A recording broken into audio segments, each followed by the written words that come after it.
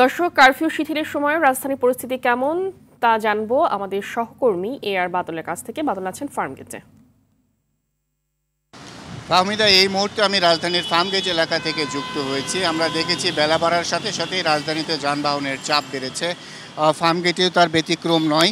আমরা সচিবালয় এলাকা, পল্টন এলাকা সহ বিভিন্ন এলাকায় ঘুরেছি আজকে এবং দেখেছি যে আইন শৃঙ্খলা রক্ষাকারী বাহিনীর সদস্যরা সর্বোচ্চ সতর্ক অবস্থায় রয়েছে এবং মানুষজন বেলা বাড়ার সাথে সাথে বেশি পরিমাণে ঘর থেকে বেরিয়েছেন এবং নিত্য প্রয়োজনীয় কাজ তারা সারছেন।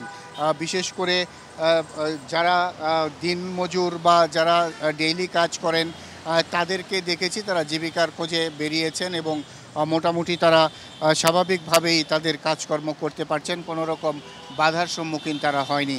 আর রাজধানীর বিভিন্ন স্পটে এরই মধ্যে আমরা যানজটের চিত্রও দেখেছি কোথাও কোথাও।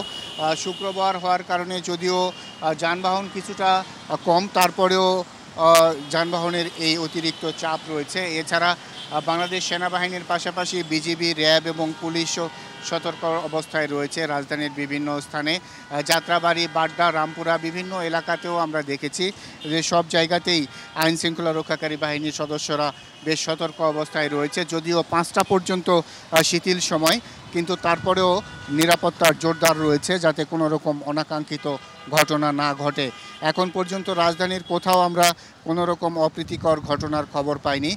আমরা দেখেছি যে সেনাবাহিনীর সাজোয়া যান এবং বিজিবির টহল এগুলো বিভিন্ন রাস্তায় রয়েছে এবং রাষ্ট্রীয় যে গুরুত্বপূর্ণ স্থাপনা রয়েছে সেগুলোতে বিশেষ নজরদারি রয়েছে আইনশৃঙ্খলা রক্ষাকারী বাহিনী সদস্যদের।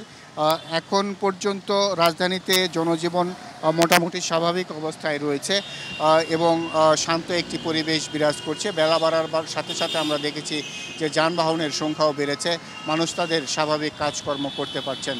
ফাহমিদা, এই ছিল আমার কাছে রাজধানীর ফার্মগেট এলাকা থেকে সর্বশেষ খবর।